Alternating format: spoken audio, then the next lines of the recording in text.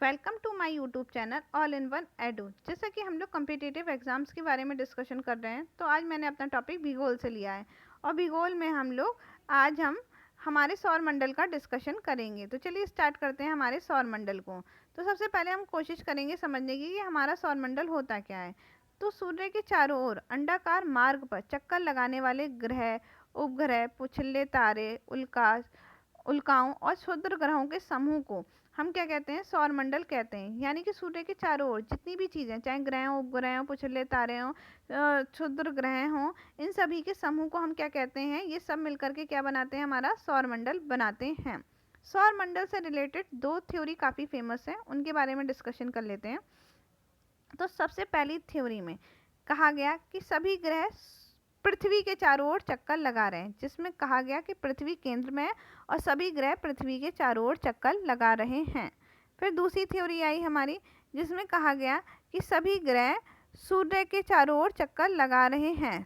तो जिसमें कहा गया कि हमारे सभी ग्रह किसके चारों ओर चक्कर लगा रहे हैं? तो सूर्य के, यानी कि सूर्य केंद्र में है और सभी ग्रह सूर्य के चारों ओर चक्कर लगा रहे हैं, जो कि आज भी ये थ्योरी काफ़ी प्रचलित है और इसी थ्योरी को हम लोग मानते हैं कि सभी ग्रह सूर्य के चारों ओर चक्कर लगा रहे हैं।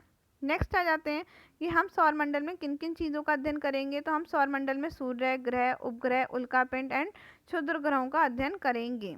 तो सबसे पहले हम लोग सूर्य की बात कर लेते हैं। सूर्य के लिए हमें दो बातें समझनी होंगी कि सभी ग्रह सूर्य के चारों ओर चक्कर लगा रहे हैं, तो यानी कि सूर्य हमारा केंद्र में स्थित है। नेक्स्ट क्या है कि सूर्य एक तारा है, सूर्य हमारा एक तारा है।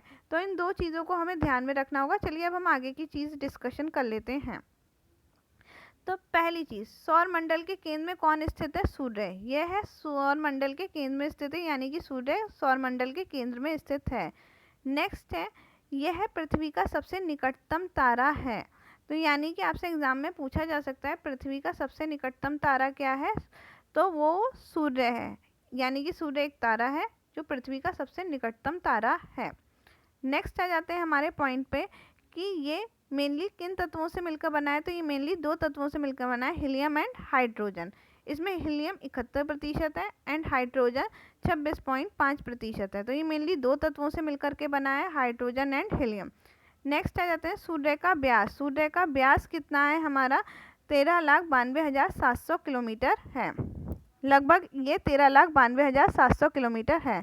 नेक्स्ट आ जाते हैं सूर्य की पृथ्वी से औसत दूरी कितनी है? तो 149.6 मिलियन किलोमीटर है। ये पृथ्वी से कितनी दूरी पर है? 149.6 मिलियन। इसकी लगभग आयु कितनी है? 5 अरब वर्ष है। नेक्स्ट टॉपिक पे आ जाते हैं जो कि बहुत इंपॉर्टेंट है। सूर्य का प्रकाश पृथ्वी तक आने में कितना समय लगता है? तो 8 मिनट 16 सेकंड लगते हैं। यानी कि सूर्य के प्रकाश को पृथ्वी तक आने में कितना मिनट लगता है? 8 मिनट 16 सेकंड। नेक्स्ट आ जाते हैं कि इसमें ऊर्जा का स्रोत क्या है। तो इसमें ऊर्जा का स्रोत नाभिकीय संलयन है, यानी कि इसमें जो ऊर्जा बनती है वो किस प्रोसेस से बनती है? नाभिकीय संलयन। नाभिकीय संलयन क्या होता है? जैसे दो परमाणु मिलकर के जो ऊर्जा रिलीज करते हैं, मिलकर के जो ऊर्जा रिलीज करते हैं, इसी प्रोसेस को हम कहते हैं नाभिकीय संलयन। आगे बढ़ जाते हैं, आगे आ जाते हैं सूर्य। सूर्य की संरचना के बारे में बात कर लेते हैं।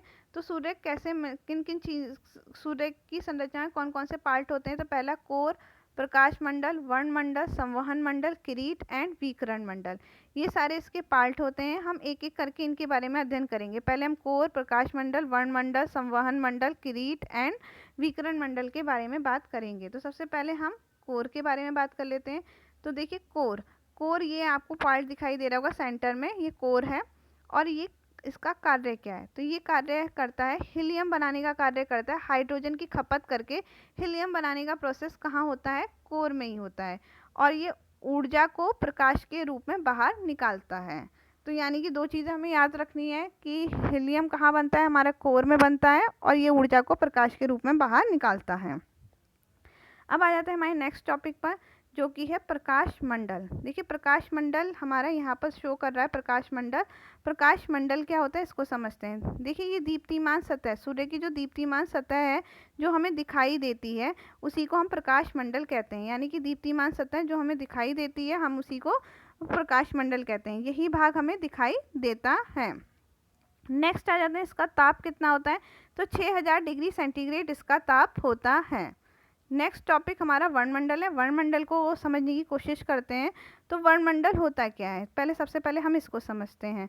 तो देखिए, प्रकाश मंडल के किनारे प्रकाशमय नहीं होते, यानी कि प्रकाश मंडल के जो किनारे हैं वो प्रकाश में नहीं होते। पर इसका रीज़न क्या है कि ये प्रकाश में क्यों नहीं होते, तो सूर्य का वायुमंडल प्रकाश को एब्जॉर्ब कर लेता है, अवशोषित कर लेता है, ये सारे प्रकाश को अवशोषित कर लेता है। तो इसके किनारे जो होते हैं वो प्रकाश में नहीं होते हैं। तो उसी को क्या कहा जाता है, उसी चीज़ को जो प्रकाश में नहीं होते हैं उसी चीज़ को हम वर्णमंडल कहते हैं। ये किस कलर का दिखाई देता है, तो ये लाल रंग का दिखाई देता है। अब आ जाते हैं हम आगे। नेक्स्ट टॉपिक है हमारा कि संवहन मंडल। देखिए, संवहन मंडल आपको दिखाई दे रहा होगा, ये वाले पार्ट को कहा जाता है संवहन मंडल। देखिए, आपको दिखाई दे रहा होगा यहाँ पर, है ना। तो ये संवहन मंडल है, इसको डिस्कशन कर लेते हैं। यहीं पे हाइड्रोजन के सेल्स बनने का काम होता है, संवहन मंडल में हाइड्रोजन के सेल्स बनते हैं। नेक्स्ट टॉपिक आ जाते हैं क्रीट। क्रीट क्या होता है, इसको समझ लेते हैं।